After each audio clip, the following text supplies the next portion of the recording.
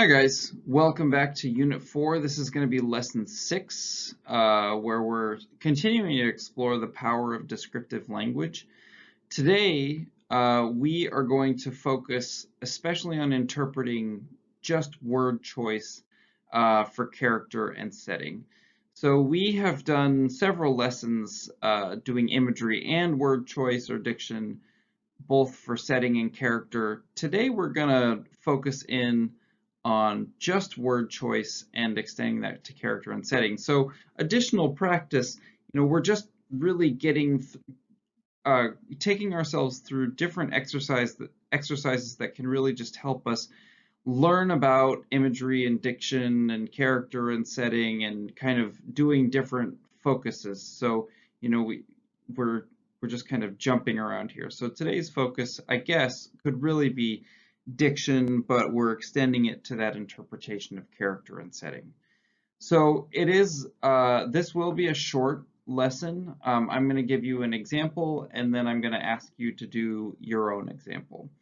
And so I'll kind of walk you through the process that you'll need to do for this example. So when we notice and interpret diction, some of you may find that it's hard, like, well, how do you pick out the words that you think were specifically chosen to get an idea across about a character, about a setting? And you're right, it is tricky. To some extent, it's your own, I guess, your own interpretation of like, well, I think this word is important. I think that word is important. I think maybe the author picked this word for a very specific reason. You never really know for certain, but you can start to pick out, those kind of big words, the ones that seem to be telling us something a little bit more. So what I have here is a list of words from the story An Occurrence at Owl Creek Bridge by a writer named Ambrose Bierce. He wrote a lot of stories in the late 19th century. And he had fought in the American Civil War, and so a lot of his stories kind of focus around that. This is a very famous story for its twist ending also. So if any of you really like twist endings, this is a great one to read.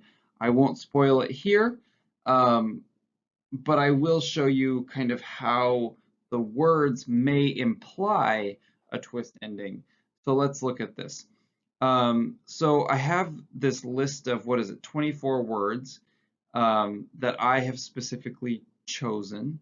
And I'm just going to kind of run through them, and I'm going to notice a few things. So I see it's civilian, evade, former, vigorously current, gray-clad, yanks, vortex, ladder, dignitary, soldier, dignity, deference, stunning, elude, sentinel, south, interval, secessionist, ludicrous, uncanny, federal army, velocity, and northward. So I, as the teacher, have said, okay, well, these words are words that were especially chosen to tell us a little bit more about this story. Now, you are going to get a different set of words for a different reading, but I'm going to show you what I'm going to want you to do with those words. So they're pre-selected words. What are they telling us? So the way that we're going to figure out what they're telling us is to categorize them. If we categorize them, and I'm going to ask you to categorize them into 3 categories. The categories can be anything you want. You choose the categories, but I want you to kind of separate the list of words that you're going to get, not this list, the next list, which will be available in Canvas. I'm going to want you to categorize them in your own way. So here's how I would do these words. First of all, I notice that there are lots of words that seem to be about the American Civil War or that imply the American Civil War. When I look at these words, I am able to interpret a level of meaning out of them that imply to me that there's something going on with the American Civil War. We've got the word civilian and Yanks, which was a word to describe the Northern Army. Secessionist is a word to describe somebody who is sympathetic to the cause of the South. Dignitaries are people who may have to do with war. You send dignitaries to speak. Gray clad would imply Southern soldiers. Northward implies movement up north. We've got the word south. We've got soldier. A sentinel is a type of kind of guard, soldier guard, and we've got the Federal Army, which would have been the Northern Army. So lots of words that are allowing us to just say like, okay, this is kind of grounding me in the setting of the American Civil War. Do I know, what exactly is going to happen? No, but I can take these diction choices and just know that about this story. I also then want to interpret a little bit about that. So okay, I've got all these words. I also know for myself that I have a bias in favor of the cause of the North, right? We know that the North was the winner of the war. We live in the North. We know that the South was fighting for slavery. We know that the North was fighting against slavery. So I know that I have this bias, and that's just going to allow me to do some interpretation later on. All right, so then a second category that I'm noticing is that there are several words here that give me the sense of being mixed up or being confused. And I don't mean confused because I don't know what the words mean. I mean the words specifically seem to be implying confusion or being mixed up. So if I look at that now, and this takes a little bit of liberty with what I'm saying, but not too much.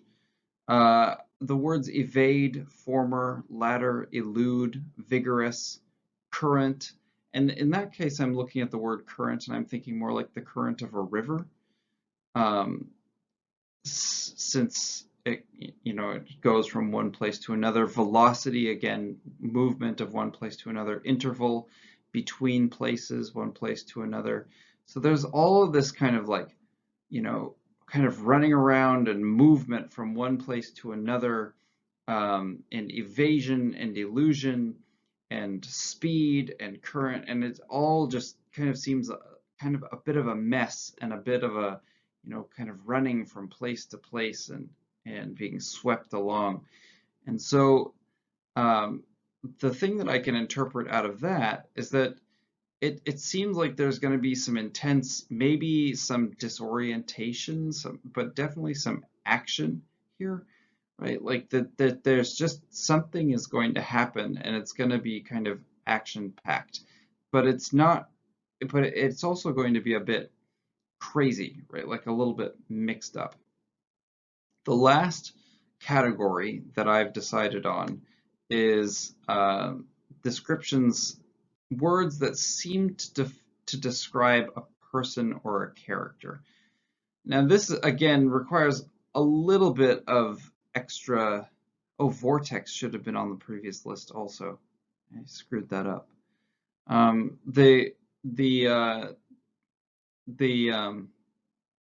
This takes a little bit of interpretive license, but it does seem to be that these orange words here, deference, stunning, ludicrous, uncanny, dignity, describe a person. Maybe ludicrous would have been better in the previous category, I'm not sure, but they seem to describe a person who, a person, right?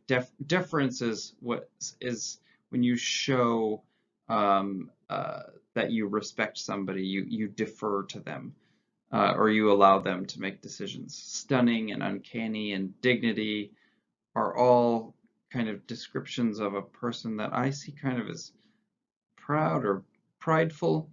So this is a little bit off the wall, but it seems to imply that there's a bit of conflict between one side and another. On the one side, you've got dignity and deference and stunning. On the other side, you've got ludicrous and uncanny.